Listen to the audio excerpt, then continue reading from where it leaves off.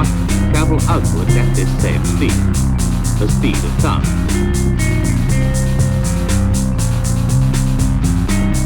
That is, at sea level, the speed of sound is about 760 miles per hour.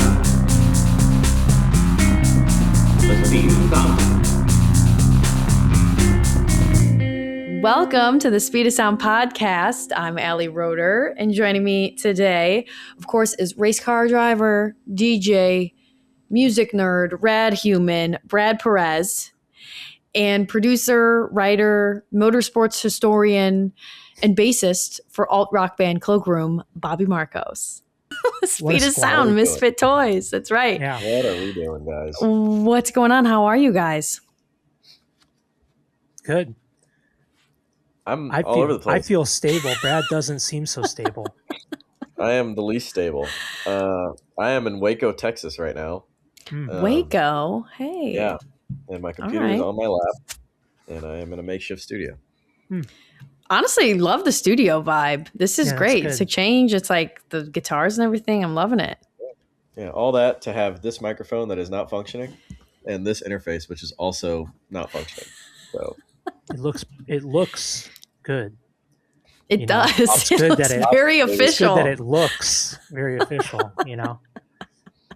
I try, guys. I try. It's true. Yeah. Hey, you know what?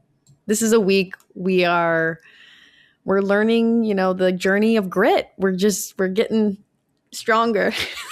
Yeah. Sooner than later, we're gonna get an episode where Bobby's inside of a van. That would be cool. Man, love that. That stresses me out. I've recorded podcasts out of the backseat of that van, and it is it's a test. It's a test of fortitude to make that happen. So nothing sits like if you try to have your laptop in your lap, you spend so much time like weirdly clenching to try to get it to stay on your lap as you hit every bump on the face of the earth. Like, so yeah, I think most of my concentration is just trying to get my laptop to stay on me and not spill onto the floor of the van. And then you have to worry about actually doing the podcast on top of that. So it could be a fun lesson in multitasking. It is. Yeah, it's certainly. I mean, I think that it's probably low key, like really good for my quads. All that and your core because you're stabilizing. Yeah, just very clenched. Yeah. You want to be very clenched. So I feel like you never want to be that, except for in that specific That's scenario. the only time when being clenched is good. Yeah. Right on. All right. Well, I'm gonna just jump right into it, you guys, and I want you to catch me up. It's been a while since I talked to both of you. Brad, we'll start with you. I know you had a packed weekend out in Texas. And dude, I saw you had a really heartfelt post on Instagram, tweeted, sharing how you felt after the race on Saturday. It's part of the ups and downs of racing, right? And I think a lot of our listeners, we certainly know how hard you work. What was that emotion Saturday night for you? It was rough because, when things like that happen, it's kind of hard to put in perspective, like what the future holds. And, I know I have a really good support system, but in times like that, you're like, well, you just made a mistake and cost a day, I cut a day short, a team that really needed a good day. And I needed a good day to, continue my career and try to show my worth. And when things like that happen, you're kind of like, well, all of that is completely gone backwards. And it's hard to tell yourself like the next thing is going to be anywhat good when in the moment it's just straight up feels like failure. So I had a lot of people reach out. I had like my phone muted for like 2 days because I just could not handle it. Yeah. And the reflecting was nice, and I actually had commitments at the racetrack on Sunday, and I ended up doing them, and it actually made me feel a lot better. Nice. And even watching the Cup race and seeing a lot of those guys kind of bust their ass like I did. I went up to the grid on Sunday, and I went up to Bubba. I hadn't spoke to him in a while, and I didn't watch Cup practice or anything, and I go up to him, and the first thing he tells me, he goes, "So both of us stepped on our dicks yesterday, huh?" And I was like, "Wait, what?" And he goes, "I wrecked yesterday in practice by myself." And I'm like, "Oh, you don't Yeah. feel so alone anymore." And Bubba's an emotional guy, and I'm a pretty emotional person myself, and it's kind of hard for me to put it in check. And his perspective helped a lot, and a lot of others, man. My phone was just an outpour of people in support, and it helped me be more realistic about it after, of course, watching other people bust their ass too, Cup guys who are very, very good. So Yeah. it was a lot. Yeah. I feel like people that aren't in industries like ours, Brad, like they underestimate what the big stage is, right? Like when you think of the big stage, you're like, oh wow, competing in the Daytona 500 or Le Mans. But like for people like you and I, there are points in our career where we're grinding just to get to the stage, any stage. So not only are you dealing with like the pressure of like getting to that, just getting on the freaking stage, whether it's you having a start in an O'Reilly car or me like just getting on stage at a show, but then you have the pressure of like performing well once you're there, right? And all the uncertainty, like we talked about the uncertainty a few episodes back, right? Of like, anything can happen. You can wreck. My amplifier can explode randomly on stage. Like things happen. So like the big stage isn't always like the actual big stage. Like the big stage is any stage for people like us.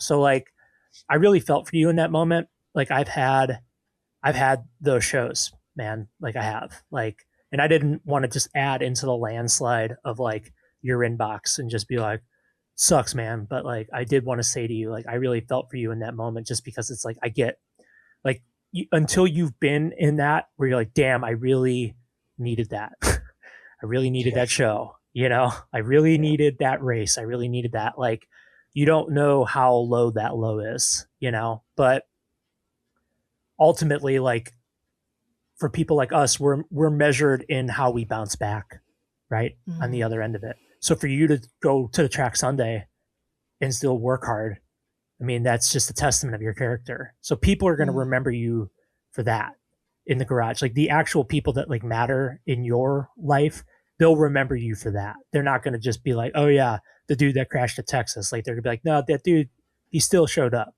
You didn't just like pack your bags and go home and be like, I'm over it, forget it. Like, like we still have to get back on stage the next time and do it again.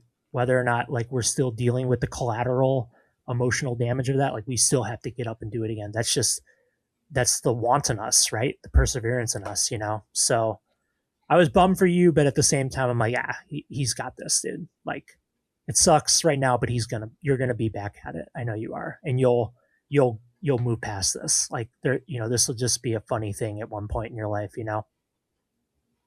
Yeah, no, and thank you. And I've been saying this like a lot, and even not even in the worst moments, even the best moments. But I'm too stubborn to quit. Yeah, I can't. Yeah. I can't quit unless I've kind of realized truly what I'm really capable of, and even if it requires me kind of screwing it up 10 times, I don't really care because I'm going to keep trying. Yeah. Oh, I commend you. I'm at the end of 20 years of screwing up, dude, and I'm still trying to find new ways to screw it up every day. Yeah. starting new startup screw ups. So each time more and more comical. Yeah, oh yeah, it is. It always is. Yeah, never more extravagant than the last fuck up. That's right. Yeah, exactly. So. You got a story now to go with it. True. Yeah. Yeah. But I commend you too for just being vulnerable as well. Your fans see it. I think other drivers see it. People in the garage see it. Speaking to what Bobby's saying, like you sharing your experience of like you really needing this over the weekend and what you're going through. And I'm glad you were able to, go on Do Not Disturb and kind of, recenter and try and get right in the mind and all that. And even doing the pod this week with us, like we're here for you, man. And it just, it means a lot again that I think about the people that are witnessing you just like Bobby said, your strength of character, and they're learning from you and they're looking up to you. I look up to you. So thank you for being here and keep going at it, pulling yourself up by the bootstraps, man, and doing what you do, because you're living the life, you know, you're living the dream. And so we're here to support you no matter what. Oh, I appreciate. Thank you guys. Please stop talking to me because I'm going to start crying. There we go. We We won't shed any tears, Yeah. but we'll get close. We'll get very close. That's right. Yeah. Well, Music City for Bobby, I hear you were down in Tennessee. What was your weekend like? What you got going on? Yeah, after our last show, my wife Lindsay and I drove down to Nashville. We had planned the Nashville half marathon coincided with her brother being on tour with Anthony Green, their stop in Nashville. So it's like, cool, we can Nice. knock There we them go both again. out, you know? So, That's awesome. so we went down and stopped in Louisville, hit up our usual haunts, like know a bunch of great coffee shops and good places to eat there, and then made it down to Nashville and, ran the half marathon in the morning, which was pretty brutal. A lot of elevation. It's hard to train for where I'm from. I live in a very flat terrain. So if I want to do elevation training, I have to like go to you have to like run up and down sand dunes essentially, which is wow. not ideal, you know? So, Wow. the elevation crept up on me, but we both finished and that was good. Like we were Wow. both stoked to accomplish that, you know? Congrats. That's huge. Thank you. And then we went to the Brooklyn Bowl in Nashville, which neither of us had been before. This was like, I think I get the vibe it's a newer venue. It's like really, really beautiful. There's actually like a bowling alley element to it. So, Oh, wow. which was cool, you know, like it's kind of like an adult, like, you know, like Dave and Bustery, like adult Yes. gaming vibe, right? But there's like a bowling alley, Okay. but then there's a huge stage and like a balcony and everything. Like it's nice, you know? So Good. Oh, it's When- like Ashbury Lanes in Jersey. yeah, it is very much like, it's like a more modern, like intentional version of that. Whereas like Fireside Bowl, Ashbury Lanes, like places like that were just like bowling alleys that they're like, oh, we could probably have a show here. This was like a little more like, no, this is going to be a venue and there's going to be a bowling alley over here, you know? So, but we crashed sound check, got to rip that song with those dudes again, which was really fun. I was definitely flying by the seat of my pants. I had not touched, I hadn't played that song since the last time we did it together, which was, a couple weeks ago. So I was like, okay, like I remember how it goes in my brain. So we'll see what happens when I put the guitar on, so, Yeah. but thankfully it was all good. I played Anthony's guitar this time, which was like during the actual show, it was a chaotic changeover. Cause he was like, Whoa. he's like, just play my guitar. And he's like, it's tuned to this. And there's all these, there's all these like things to remember on top of just remembering the song. Oh my God. Oh my So I go out gosh. there and he takes his guitar. He's like, where's Bobby? And I like come on the stage and he hands me his guitar, but he still had his tuner pedal on. It was like muted. Oh. So like, and they're like clicking the song in and I'm like rolling up the volume and I was like, oh, and I look at his pedal board. I'm like, oh, I see. So I have to like, if you see any videos of it, Lindsay took a really funny video of it from behind me. I'll have to show it to you guys. But like, I have to kind of like scoot past them and like, he immediately like realizes what he did. And he's like, oh my God, I'm so sorry. So like the whole intro of this song is like him and me like laughing to each other about like, yeah, come play guitar. It's totally turned off, but yeah, come figure it out, like in the moment. So it was kind of a chaotic beginning, but it went off without a hitch and it was really awesome. So, Oh, wow. so yeah, we got to spend some QT with those dudes, and then their tour ended like the next day. So it was cool. We saw them at like all, 4 different points of that tour, which was really awesome, Wow. so That's really cool. it was great. Yeah. I did not know any of those dudes before, except for my brother-in-law, obviously, but I've grown to love them. I can't say enough good things about Anthony Green. Wow. Like, they say don't meet your heroes, but he is like such a kind-hearted, like true person, like very genuine, heart on his sleeve, like just really awesome person. So I'm glad I got to That's spend great some to hear. QT with them. Wow. Yeah. When you played that song, because you mentioned it had been a few weeks, take me through the mind of, and this is me just geeking out because you are such a talented musician, like you're jumping right back in, right? Like you're jumping in the deep end of the pool. Is it just muscle memory? Is it like some chemical reaction that's just like magical that's in the back of your head? Is it just years of repetition because you know kind of like certain patterns? What does that look like for you? Yeah, I think for me the muscle memory, it's hard to explain it, but like I know how a song goes. Mhm. So I know how to pick it with my picking hand, but then you have to figure out the fretting part of it, the note part, the notation, right? Yeah. So like even before I learned what the notes were, I knew what the picking was. So my brain to my right hand was fine. But then it's like then you're remembering the chord shapes with your left hand. So, and that's the same thing for cloakroom songs. Like I know how the cloakroom songs go. Mm-hmm. So I'm already picking them with my right hand, but then it's remembering what the notation is with your left hand, you know? So this correlation is on autopilot, right? But then the real part that you're tuned into is that, okay, it's A and then it's F sharp and then it's this, right? So like, yeah, I think, like I said, I was like thinking, I was running through the chords in my brain before I got on the stage where I'm like, okay, like I know what I got to do here. Yes. But yeah, then you're like locking in and putting all the pieces of the puzzle together. Oh my gosh. Let me ask you one more thing. Yes. Yeah. Well, so how I played piano for many, many years. Sure. And so my musician brain, because you're not even looking at sheet music. Like that's, I mean, obviously, like it's just a whole other level. How do you, in your mind, and this might be a weird question, how do you visualize music? Like, are you visualizing are you hyper fixating on, like you said, the chords, and you know the chords, obviously, with your left hand, but like, what are you, is it, and this is going to get crazy in the weeds, but like, are you visualizing like sheet music in your brain? Are you visualizing notes? Are you visualizing color, like sound, picture? Like, what is it for you where you're able to get to that place? So for bass, I've been playing bass primarily, you know, for 20 years or however long it's been. So for bass, I can actually in my brain envision me playing it. Like I can see it in my brain, and then I'm doing it, you know?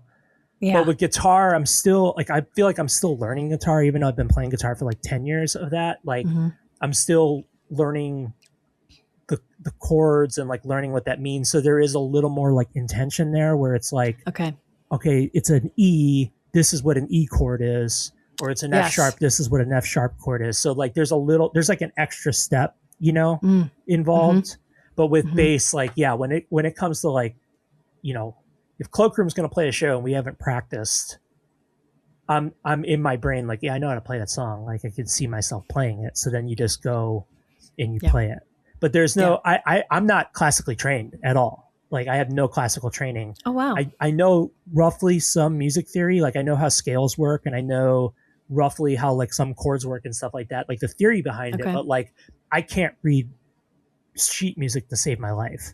Oh, like, wow. You know, I learned purely off of getting a bass and listening to other people's songs and figuring out the right notes and playing them, you know, like, so that's where I learned, and that's how I've always practiced, you know.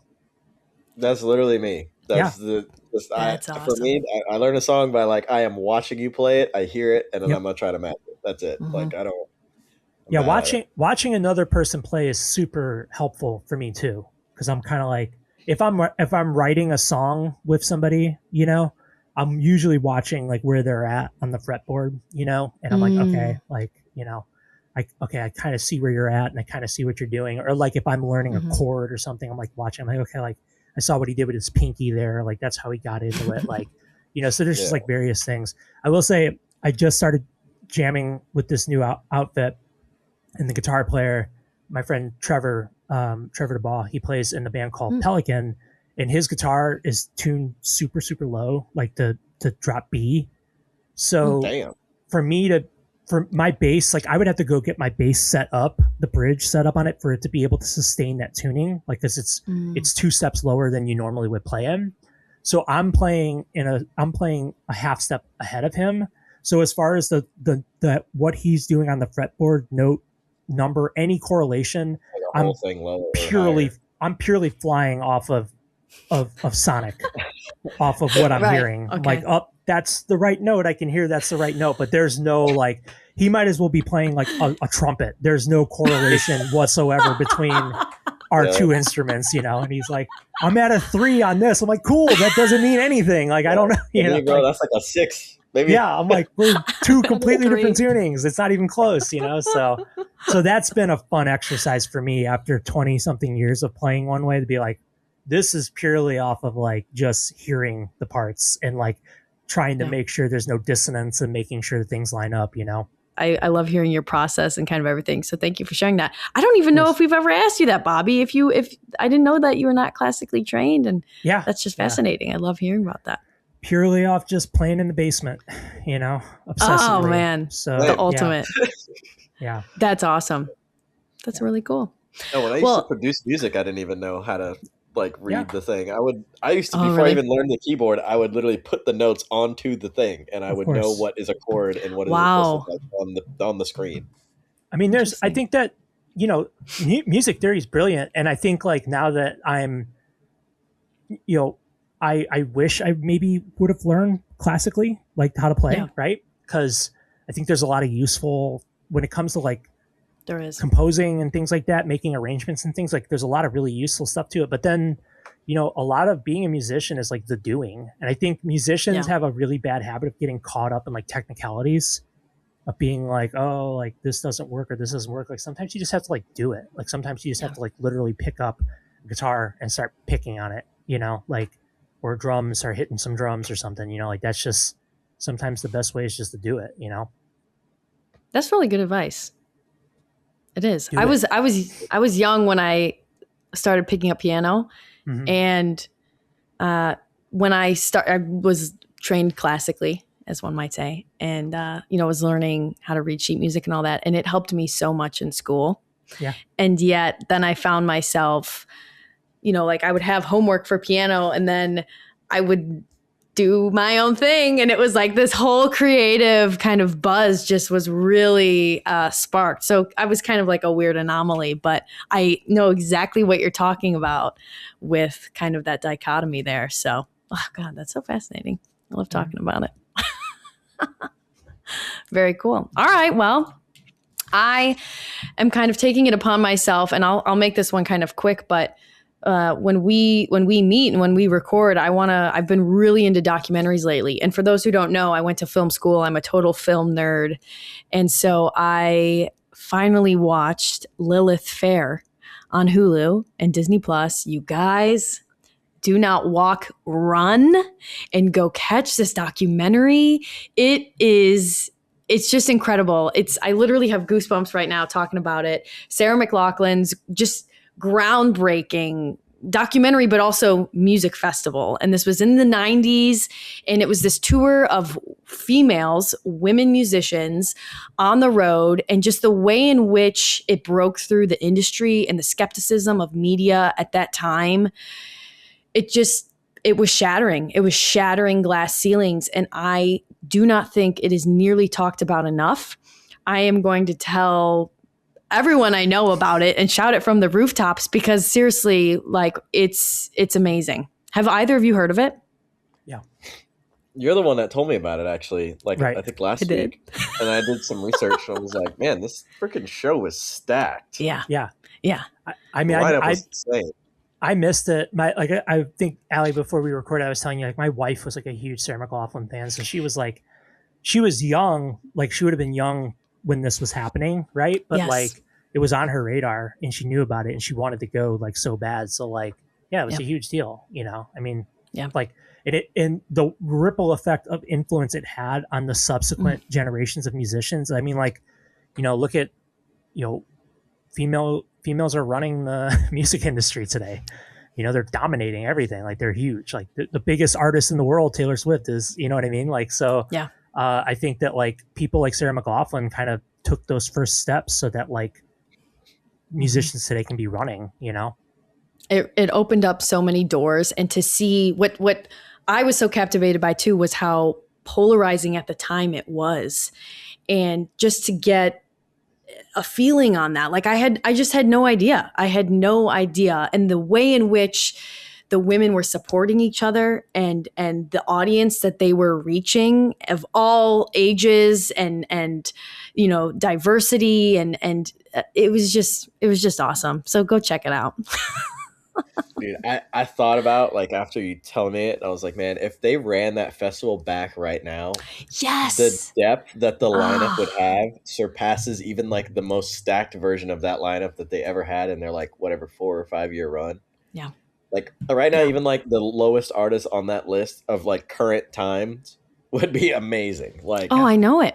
I Yeah. know it. Yeah. And go do yourself a favor and just check up the lineups that they had because, and it also wasn't just it wasn't 1 week of Lollapalooza or 1 weekend of Coachella or Stagecoach. I mean, they 30 had days like 15 to 20 shows for 1 year, but it was a festival every single week. You know what I'm saying? Like, I mean, it's mind boggling to learn about it. So anyways, that's my geek out of the week on documentaries. Incredible. What did you guys listen to from the last episode? Brad, I know you got some good notes here. Oh yeah. So last 2 weeks, I guess the one that kind of blew my mind entirely was Skrillex and ISOXO. They put out their collaboration song. They've had 2 collaboration songs, actually 3 that they've been playing out in festivals. And Skrillex does this thing where he'll play out a song for like a whole year and does not release it and keeps changing it and changing and changing for every show he does. And then finally sets on whatever he's going to release on. And we finally got it. It's called Smoke. And every time I've listened to it, I just don't understand how the sound can physically get through the speakers and how I can hear it as clearly as it is being presented to my ears. Like he is pushing the limits of like what like digital audio can do to your earbuds. And like I don't understand how this like physically, like physical and sound waves is working, that we're getting like crazier and crazier sound design.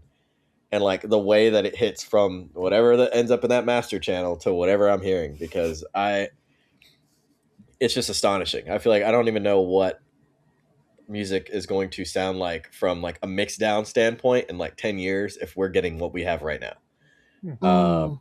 And whether you like, dubstep or hybrid trap or whatever you can even call it, like if you listen to that and just was like, how the hell could that even get from a computer to my ears?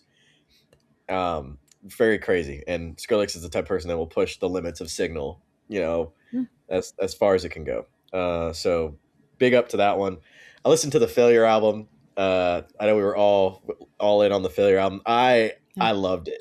I think that is like a really cool, very 90s sounding like alt rock album. Yeah. And the dude Ken Andrews, like the lead singer, he is such a production mastermind. Like, Yeah. And that dude can just make such good sounding records. So I think in our notes you put that it sounds like an arena band. Like, yeah, he makes the biggest sounds. Like they're huge. Yes. The drums sound massive. Like everything just sounds. And then they take that and they make it sound exactly like that live.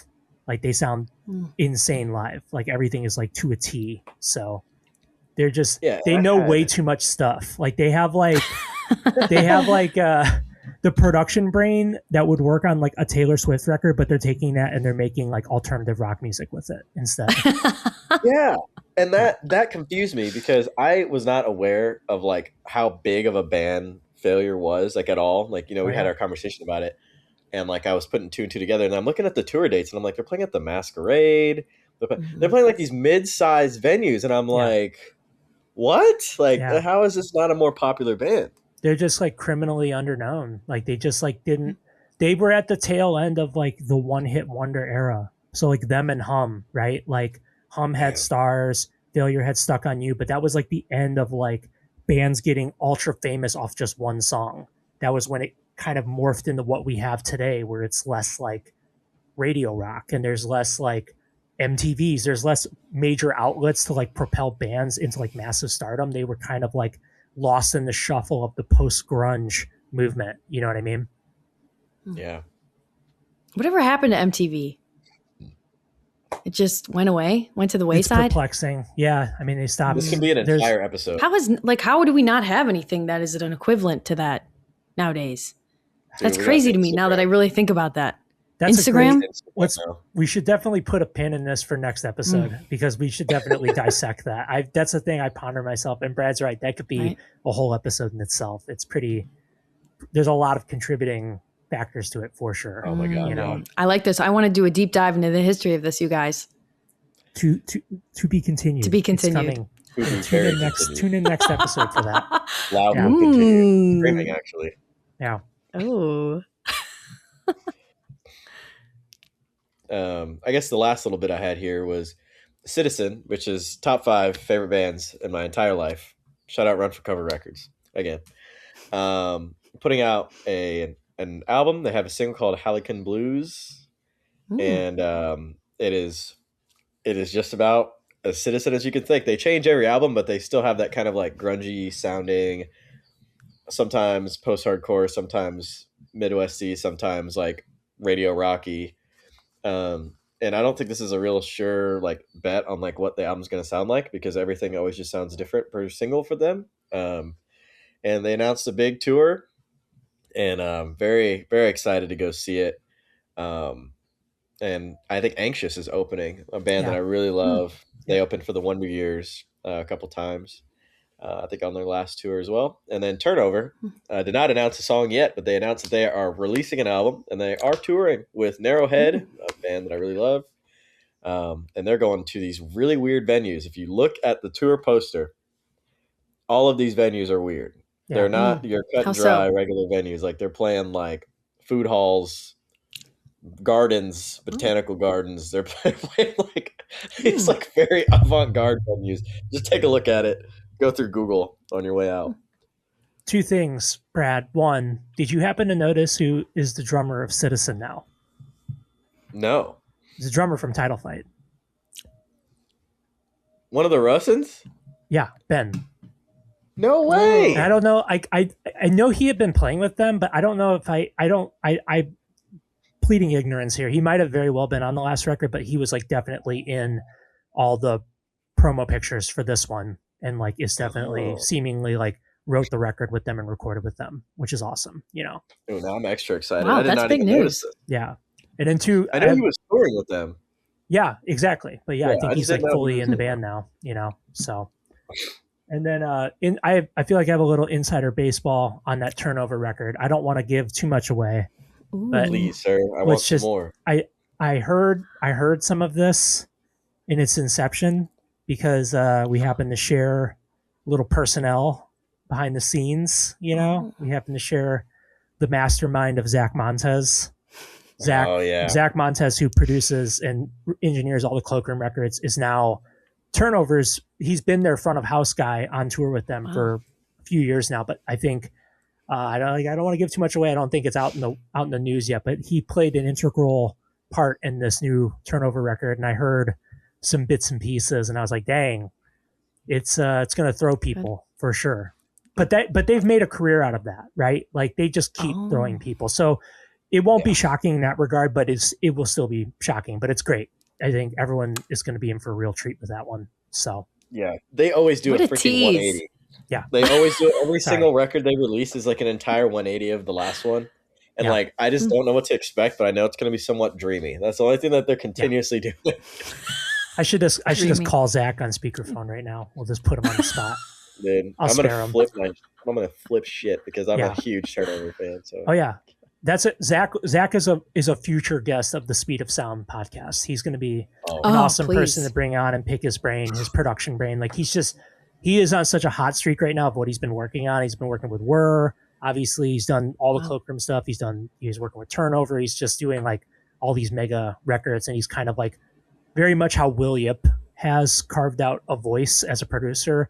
Zach is doing very much the same here in the Midwest. So I recommended the Seafeel record to you guys last week, and it was super circled on my calendar, and it's incredible.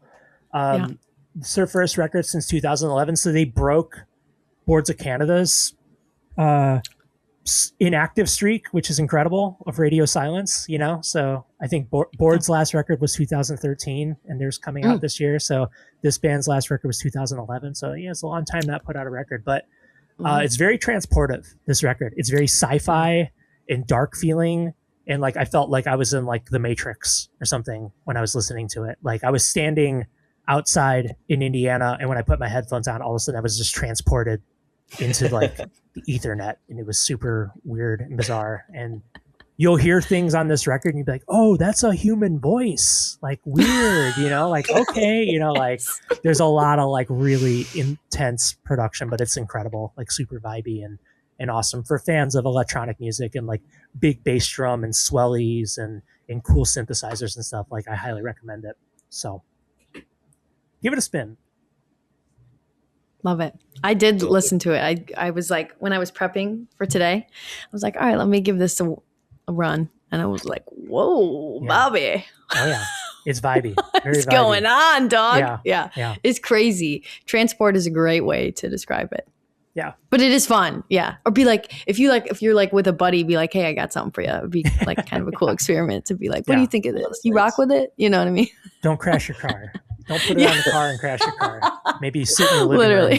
Put it on your living room, you know? Yeah. That's hilarious.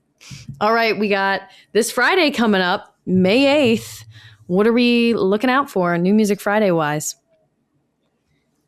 All right. I'm going to speed run mine. Boy Digital and Sweetie M. So Boy Digital, big part of Drain Gang. So familiar with Young Lean, Blade, Sherm, longtime producer with Drain Gang, and Sweetie M, who is a frequent collaborator recently with Skrillex, who was all over his FU Skrillex album that came out. They're releasing a dual album called Paradise. So really really good producers. Basement. We love Basement in this house. We actually talked about Basement last week. They are putting out an album called Wired. Very excited. They have 2 singles out, I believe. And Glaive from Asheville, North Carolina, or actually technically Hendersonville, North Carolina. And Curtains, electronic producer and singer, putting out an album called God Save the Three. I love joint albums, and I think we're getting 2 really good ones with the Boy Digital, Sweetie M, and the Glaive and Curtains one. They have 2 singles out already for that one as well. And yeah, just if you're into hyperpop and hyperpop adjacent things, you'll definitely love those 2 albums. And obviously Basement is Basement. They're legends and are always going to crank out something good. We've known like some of Cloakroom's first shows when Basement like had first reunited, and they had us like Alex Henry from Basement. He did a lot of Cloakroom's early music videos. He's a super talented video artist. Okay. So he was like really into early Cloakroom. He's like, oh, we'll take you guys on tour and everything. So like they took us to Europe for the first time, and like we went out to the West Coast with them, and like just had like a lot of really awesome memories with them. And that was like to see what they've grown into. Now they're like a pillar of like the emo, you know, modern emo like music scene, like, and they're playing to thousands of people a night.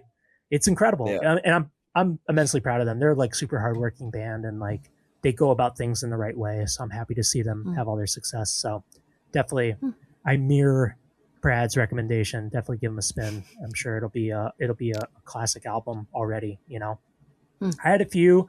I'm a big fan of Aldous Harding. Like, I think she's like a musical chameleon in folk music, indie music, where you're like, oh, I see you. And then she blends in with the background. You're like, oh, never mind. I don't. Like, actually, she's gone, you know, like she's just kind of like a shape-shifting.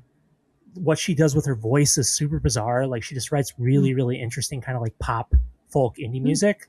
But she has a new record coming out called Train on the Island. And the first single sounded like Fiona Apple to me. And then the second single sounded like it was produced in 1960. Like it was super retro and just like dry, crisp production. And like, she just has a great sense of melody. Like she creates these like earworm melodies that just get stuck in your head. And you're like, what is that? Oh, that's right. That's that like weirdo New Zealand person that I was listening to earlier. So definitely give that a spin. Love that. Lorraine James is a producer from England.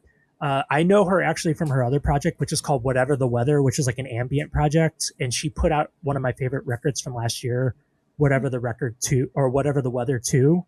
This is her main project under her name, Lorraine James. It's a little more like EDM driven, a little more like techno driven, but like still very, very cool beats, like One O Tricks Point Never influence, Square Pusher influence, kind of like in that realm, you know, like definitely from that side of the pond, you know, but like really, really cool sense of like just awesome, like kind of dance, like get you moving and stuff. And like she does a lot of cool, like vocally based stuff. So, and then Fire Tools, I believe they're from Chicago, but they're another producer that just recently signed the Warp Records, and like Warp Records is the end all be all for me. Like they do no wrong. Everything they do is brilliant, and they took a chance on this person. And I listened to these songs without knowing this person, and it's like if you set out to make a painting just using you took 12 paintbrushes and dipped them in 12 different colors. And you're like, well, I'm just going to paint with all these colors. I'm not just going to like stick to this one. I'm using every color in the rainbow. Like it's so bright and insane, like almost sensory overload sounding like electronic music. It's very quirky and like kind of, tone bending, but it's very bright and like odd. So like, I dig it. I'm excited to hear what the whole record sounds like from front to back, but their new record or debut, I don't know if it's their debut, but their debut on Warp is called Lavender Networks. Beautiful imagery with that. Yeah. I love all that. the colors of the rainbow. It's amazing. Yeah. That's great. All right. May 15th. What do we got there? I got JPEG Mafia. He's back with the absolute avant-garde rapper who his last album was a collab album with Danny Brown, which is called Scaring the Hose. Remember that one? That was a great one. He's come back with Experimental Rap, which is his first solo, his own album. First time in like, I think 2 or 3 years. So that Daisy Grenade, also a really great pop rock band. If you're familiar with Honey Revenge, you probably like Daisy Grenade. They recently actually opened for Pierce the Veil on the American leg of their tour for that last album that really blew up. And they're a great, super spunky, like hard, like pop punk kind of pop rock girl band. They're super sick. Nice. So really excited to hear what they got going on. I haven't really heard much from them, but I've always heard great things. When I saw them live, I thought they were amazing. Sweet. I've got one, Speedy J, who's like a producer from the Netherlands, Rotterdam. He's kind of like a pioneer in like what you probably heard us reference on the show before. It's called the intelligent dance music community, which was essentially like in the early club scene in Europe, like people were making music specifically for the club, right? But then artists started making like full albums that were more so to be listened to in a home setting. So music journalists of the late 80s and early 90s kind of coined this as intelligent dance music, or IDM, and there was a compilation that came out on Warp Records, by the way, called Artificial Intelligence. And that was kind of that laid the framework for this genre. And Speedy J dates all the way. He had a song on that early comp. So he's putting out his first record in I think quite a while. It's called Walkman, and it's like ambient techno. There's dance beats, but it's not like gonna blow your heart out of your chest. It's very blast your socks off. Yeah, exactly. Yeah, it's very, very chill, kind of muted beats. Really, really awesome. Like arpeggiators. Like this guy's got a ton of like incredible vintage gear, and like he just his DNA for this style of music is huge. So I'm definitely stoked to hear for him. So it's like Seafeel, then Speedy J, and then Boards of Canada, all in the same calendar month is like, I mean, I think Christmas that they must. Bobby. I think the Mayans maybe predicted this like on their calendar that this month was going to happen. But like we're here. Yeah. It's happening. So I'm pretty stoked. Well, all of these picks, all of these mentions, we are dropping in our official Speed of Sound playlist for this episode. So please be sure to check that out, as well as on YouTube. We got YouTube playlists going too. Those are super rad. So be sure to watch those too. Thank you so much for joining us on this episode of Speed of Sound, and we'll catch you guys next time.